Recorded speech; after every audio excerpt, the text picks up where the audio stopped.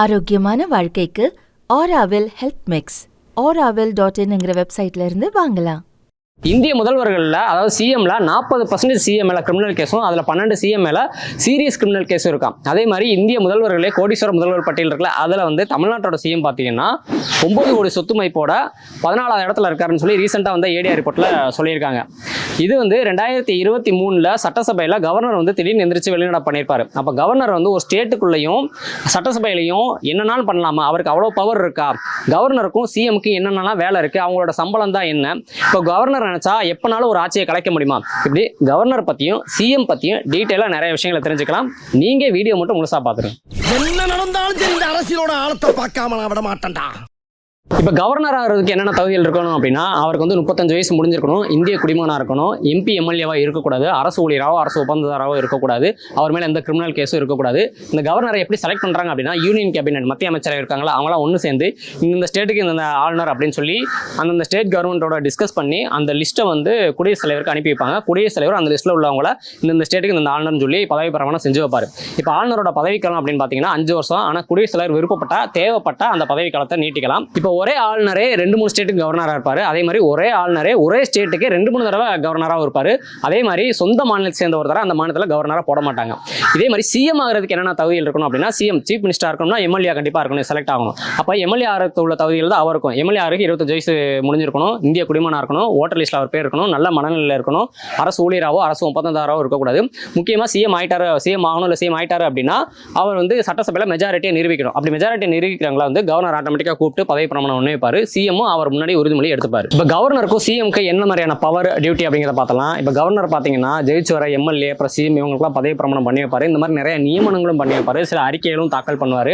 அதே மாதிரி இப்போ ஜனாதிபதி ஆட்சின்னு சொல்கிறோம்ல, இப்போ ஒரு ஸ்டேட்டில் வந்து ஜனாதிபதி ஆட்சி வந்துருச்சு அப்படின்னா ஜனாதிபதிக்கு பதிலாக அவர் கவர்னர் தான் அந்த ஸ்டேட்டில் வந்து டைரெக்டாக ரூல் பண்ணுவார். இப்போ ஒரு கவர்னர் பார்த்தீங்கன்னா சட்டசபையில் வருஷத்தோட முதல் கூட்டத்தொடர்லையும், இப்போ ஒரு எலெக்ஷன் முடிஞ்சு ஒரு கவர்மெண்ட் வந்து புதுசாக ஒரு கூட்டத்தொடர் நடத்துறாங்களா அந்த கூட்டத்தொடர்லேயே உரையாற்றுவார். இப்போ சட்டசபையில் ஒரு சட்ட மசோதா நிறைவேற்றி அதை ஆளுநருக்கு அனுப்பிச்சு வச்சு அவர் கையெழுத்து போட்டால் மட்டும்தான் அதுக்கப்புறம் அது வந்து சட்டமாக வரும். அதே ஒரு பண மசோதா சட்டசபையில் கவர்மெண்ட் கொண்டு வராங்க அப்படின்னா அதுக்கு முன்னக்கூடிய ஆளுநர்கிட்ட வந்து அனுமதி வாங்கியிருக்கணும். இப்போ ஸ்டேட் கவர்மெண்ட்டுக்கு ஒரு எதிர்பாராத செலவு வருது அப்படின்னா கவர்னருக்குன்னு சொல்லி ஃபண்ட் ஒதுக்கியிருப்பாங்க. அந்த ஃபண்ட்ல இருந்து கவர்னர் எடுத்து ஸ்டேட் கவர்மெண்ட்டுக்கு வந்து உதவலாம். இப்போ ஆயுள் தண்டனை கைதிகள் இருக்காங்க அப்படின்னா அவங்களோட தண்டனைகளை குறைக்க சொல்லி ஆயுள் தண்டனை கைதிகள் வந்து அவருக்கு வந்து கருணை மணி அனுப்பி வைக்கலாம், அதுக்கு அவர் வந்து பரிசீலிக்கலாம். இப்போ ஒரு ஸ்டேட் கவர்மெண்ட் வந்து அரசு சட்ட விதிகளுக்கு உட்பட்டு செயல்படலை அப்படின்னு சொல்லி ஆளுநர் வந்து உறுதியாக நம்பினார் அப்படின்னா அந்த ஸ்டேட் கவர்மெண்ட்டை ஆட்சியை கலைக்க சொல்லி குடியரசுத் தலைவருக்கு கவர்னர் வந்து பரிந்துரை பண்ணலாம். இதுதான் கவர்னரோட பவர் டியூட்டி எல்லாமே. இப்போ சிஎம் பார்த்தீங்கன்னா சிஎம் தான் ஒரு ஸ்டேட்டோட உண்மையிலேயே ஒரு எக்ஸிக்யூட்டிவ் பவர் அவர்கிட்ட தான் இருக்கும்.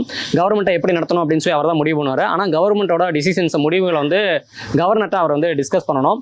யார் யாருக்கு மினிஸ்டர் பதவி என்னென்ன துறை அப்படிங்கிறத சிஎம் முடிவு பண்ணுவார். இப்படி பாலிசி இன்ட்ரோடியூஸ் பண்ணுறதுலேருந்து சட்டசபையில் எப்பவுமே மெஜாரிட்டியை மெயின்டைன் பண்ணுற வரைக்கும் சிஎம்க்கும் நிறைய பதவிகளும் பொறுப்புகளும் வேலைகளும் இருக்குது. இப்போ தான் முக்கியமான பாயிண்ட்டுக்கே வரப்போகிறோம். அதாவது கவர்னரையும் சிஎம்ஐயும் அரெஸ்ட் பண்ண முடியுமா முடியாதான்னு சொல்லி. கவர்னரை பொறுத்த வரைக்கும் அவர் மேலே எந்தவித கிரிமினல் கேஸும் போட முடியாது, ஆனால் சிவில் கேஸ் போட்டுக்கலாம். அப்படி சிவில் கேஸ் போடணும்னாலுமே 2 மாதத்துக்கு முன்னாடி அவருக்கு ஒரு நோட்டீஸ் கொடுக்கணும். மற்றபடி கவர்னர் வந்து எப்பயும் அரெஸ்ட் பண்ணவே முடியாது. அதே மாதிரி இப்போ கவர்னர் வந்து பதவியில் இருக்கும்போது இறந்துட்டாரு அப்படின்னா அந்த மாநிலத்தோட உயர்நீதிமன்ற தலைமை நீதிபதி தான் அந்த பதவியை வந்து தற்காலிகமாக வைப்பார். இதே தான் சிஎம்க்கும். ஆனால் சிஎம் மேலே கிரிமினல் கேஸ் போடலாம். அந்த கிரிமினல் கேஸில் சிஎம்க்கு எதிராக ஸ்ட்ராங்கான எவிடன்ஸ் இருந்துச்சு அப்படின்னா சிஎம் வந்து போலீஸ் வந்து அரெஸ்ட் பண்ணலாம். அதே மாதிரி போலீஸ் மட்டும் இல்லை, இடி, சிபிஐ இந்த மாதிரி மத்திய விசாரணை அமைப்புகளும் சிஎம்க்கு எதிராக ஒரு கேஸில் வந்து ஸ்ட்ராங்கான எவிடன்ஸ் வச்சிருந்தாங்க அப்படின்னா அவங்களுமே அரெஸ்ட் பண்ணலாம். அப்படித்தான் டெல்லி மதுபான ஊழல் வழக்கில் டெல்லி சிஎம் வந்து இடி வந்து அரெஸ்ட் பண்ணாங்க. இப்போ கவர்னருக்கும் சிஎம்க்கும் எவ்வளோ சம்பளம் அப்படிங்கிறத பார்த்தலாம். கவர்னரை பொறுத்த வரைக்கும் மாசத்துக்கு அவர் பார்த்தீங்கன்னா சம்பளம், பேசிக் சேலரி, அலவன்ஸ் எல்லாம் சேர்த்து மொத்தமாக மாசத்துக்கு 3,50,000 ரூபா வரும். அப்போ வருஷத்துக்கு பார்த்தீங்கன்னா கவர்னருக்கு மட்டும் 42 லட்ச ரூபா வந்து சம்பளம் போகுது. இதை அந்த சம்பளத்தை வந்து அந்த ஸ்டேட் கவர்மெண்ட் தான் கொடுக்குறாங்க. இதுவே சிஎம் பொறுத்த வரைக்கும் அவருக்கு பேசிக் சேலரி, அலவன்ஸ் எல்லாம் சேர்த்து மாசத்துக்கு 2,05,000 ரூபா சம்பளம் வருது. அதுவே ஒரு எம்எல்ஏக்கு பார்த்தீங்கன்னா 1,05,000 ரூபா சம்பளம் வருது.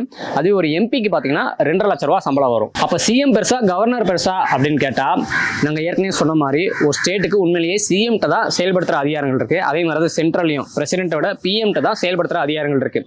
அப்போ இதுக்கு ஒரு ஸ்டேட்டுக்கு வந்து கவர்னரும் தேவையில்லை, சிஎம் மட்டுமே இருந்துட்டு போட்டுமே அப்படின்னு கேட்டால் இந்திய அரசு சட்டத்தில் என்ன சொல்லியிருக்காங்கன்னா ஒரு கவர்னர் ஆளுநர் அப்படிங்கிறவர் ஸ்டேட் கவர்மெண்ட்டே சென்ட்ரல் கவர்மெண்ட்டே இணைக்கிற ஒரு பாலமாக செயல்படுவார் அப்படின்னு சொல்லி அரசு சட்டத்திலே சொல்லியிருக்கு. ஸோ நம்ம அரசு சட்டத்தை மீற முடியாது இல்லையா? ஸோ இதுதான் கவர்னர் சிஎம் உண்டான வேலைகள் எல்லாமே. இது அடிப்படையான விஷயங்கள் தான், இன்னும் நிறைய இருக்குது. பட் இதை மட்டும் தெரிஞ்சுக்கிட்டாலே போதும். இதே மாதிரி எலெக்ஷன் சம்மந்தமாக நிறைய வீடியோக்கள், ஒரு 7 வீடியோக்கள் வந்து இதுக்கு முன்னாடி நம்ம சேனலில் போட்டிருக்கோம். அது நம்ம யூடியூப் சேனலில் டிஎன் எலெக்ஷன் 2026 அப்படிங்கிற பிளேலிஸ்ட்டில் இருக்குது. அதில் போய் பார்த்து எலெக்ஷன் சம்மந்தமாக நிறைய தகவல்களை தெரிஞ்சுக்கோங்க. இதே மாதிரி எலெக்ஷன் சம்மந்தமாக நிறைய வீடியோக்கள் போட போகிறோம். அதையும் தெரிஞ்சுக்கிறதுக்கு மறக்காம நாட்டு நடப்பு சேனலை ஃபாலோ பண்ணுங்க. நன்றி. சிஎம் பதவினா என்னன்னு தெரியுமா? எவனுக்கு என்னைக்காவது ஒரு நாள் சிஎம் ஆபீஸ் வாசப்படியாவது மிதிச்சிருக்கியா?